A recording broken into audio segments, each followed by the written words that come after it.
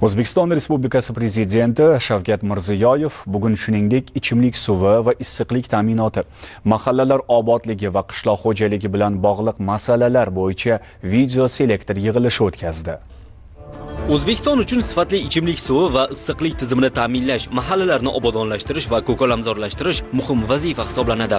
Zero bu sohalar nafaqat aholining turmush darajasi va hayotining farovonligini belgilaydi, balki mamlakatning ijtimoiy-iqtisodiy rivojlanishiga ham bevosita ta'sir ko'rsatadi. Suv resurslari har qanday jamiyat hayoti uchun eng muhim manba. O'zbekistonda aholini sifatli ichimlik suvi bilan ta'minlash ustuvor yo'nalishlardan biri hisoblanadi. Bugungi kunda mavjud va yangi suv ta'minoti tarmoqlarini modernizatsiya qilish, zamonaviy suv tozalash texnologiyalarini joriy etish va resurslardan oqilona foydalanish muhim vazifalarga aylandi. Natijada toza ichimlik suvi hech qachon yetib bormagan chekka hudud va mahallalar ob-hayot bilan ta'minlanadi.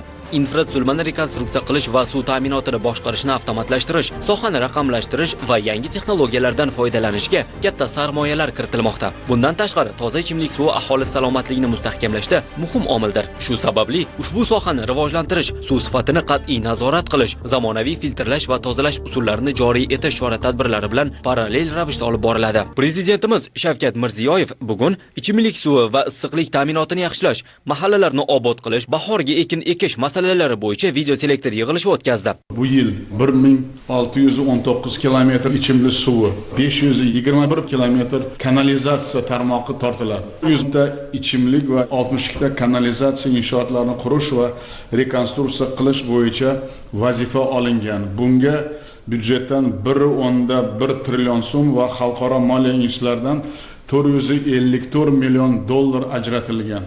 Hokimlar berilayotgan har bir mablag'dan samarali foydalanib 715 ming aholiga ilk bor toza ichimlik suvi kirib borishiga, 135 ming xonadonni kanalizatsiyaga ulash, 157 ming iste'molchiga zamonaviy hisoblagich o'rnatishga mas'ul bo'ladi. Natijada markazlashgan ichimlik suvi ta'minoti 83% ga boradi. 24-yil 80.9 edi. Kanalizatsiya bilan qamrov 22.3% ga yetadi. O'tgan hafta Fransiyaga tashrifda ichimlik suvi sohasida Surxondaryo va Qashqadaryoda 340 million yevrolik 3 ta loyihani boshlash bo'yicha kelishuvga erishildi. Fransiyaning Suez kompaniyasi Denov, Sho'rchi, Sarasiyo, Qumqo'rg'ondagi ichimlik suvi ta'minotini xususiy boshqaruvga olyapti. Bu yillik 2 milliard kub metr suv yo'qotishni oldini olish degani. Viloyatdagi markazlashgan ichimlik suvi qamrovi 90% ga yetadi. 1 million odamga suv boradi qo'shimcha. Aholining hayot sifatida muhim bo'lgan bunday ishlar qamrovi kengayib bormoqda. Yig'ilishda muhokama qilingan yana bir muhim masala oqava tarmog'i mavjudligi, qurilish, sanoat va xizmatlar rivoji uchun muhim omil. Uni kengaytirish uchun byudjetdan har yili trillionlab mablag' sarflanmoqda, lekin faqat shunga qarab qolmasdan sohaga xususiy sektorni kengroq jalb qilish zarurligi ko'rsatib o'tildi. Masalan, mahalliy tadbirkor Osiyo taraqqiyot banki ishtirokida Olmaliq, Bekobod, Angren va Chirchiq shahrida oqava suv tozalash inshootlarini quryapti. Yana bir tadbirkor Andijondagi 2 ta tumanda suv va oqava xizmatlarini xususiy boshqaruvga olish tashabbusi bilan chiqqan.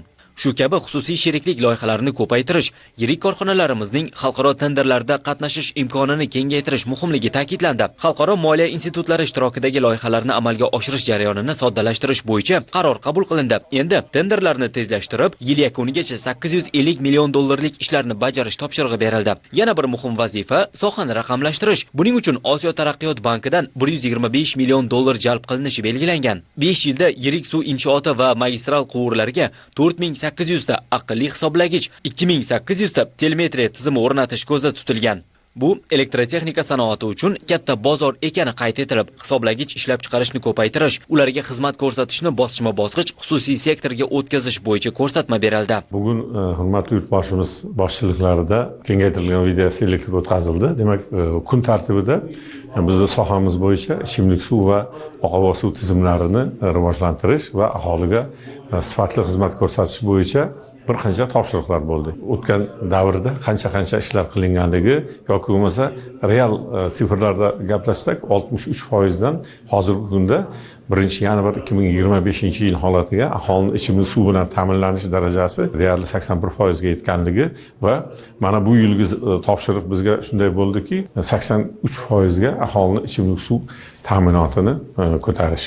Hozir endi biz eng olis hududlar, eng qiyin bo'lgan joylarimiz qolyapti. Shuning uchun bizda foizimiz kichik bo'lishi mumkin, lekin qilinadigan ishlarimiz ko'proq bo'ladi. Kanalizatsiya tizimlarini umuman viloyatlar respublikadagi hozirgi ta'minlanganlik darajasi aytaylik 20.9% bo'ladigan bo'lsa, bu foizni yil yakuni bilan 24% gacha olib borish. Keyingi yillarda olib borilgan sa'y harakatlar bo'yicha mana aytaylik Toshkent viloyatida yirik shaharlar, Chirchiq, Olmaliq, Angren yoki Bekobod, mana bu tumanlar markazlarida, shaharlarda 100 ming kubgacha suv kuniga oqova suv tozalash inshootlari yil oxiriga qadar tugallanadi, qurib bitkaziladi. Piskent va Bo'ka tumanlari uchun 6 ming kublik oqova suv tozalash inshooti qurib foydalanishga topshiriladi. Mana hozirgi kunda Fransiya taraqqiyot agentligining mablag'lari hisobidan Shahrisabz Kitob tuman